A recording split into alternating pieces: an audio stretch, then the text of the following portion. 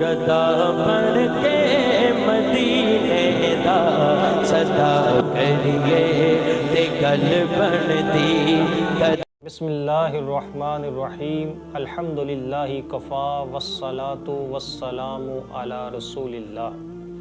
محترم ناظرین اکرام، جس کسی شخص پر جادو، جنات، آسیب وغیرہ کا سایہ ہو تو ان کے لیے بزرگان دین نے ایک نہایت ہی مجرب وظیفہ عطا فرمایا ہے.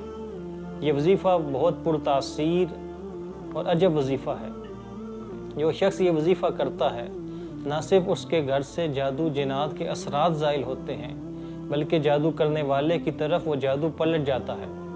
وظیفہ در حقیقت قرآن مجید فرقان حمید کی 2 آیات کریمہ ہے.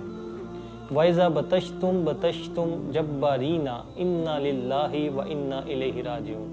روزانہ بعد از نماز فجر 61 مرتبہ یعنی 61 ٹائمز پڑھ کر کے اپنے اوپر دم کر لیں اور گھر کے چاروں کونوں کا تصور کر کے ان پہ دم کر لیں اور ایک گلاس میں پانی لے کر خود بھی پی لیں اور گھر کے چاروں کونوں پہ اس کا چھڑکاؤ کر دیں. انشاءاللہ العزیز چند ہی ایام میں آپ اس کے حیرت انگیز نتائج دیکھیں گے.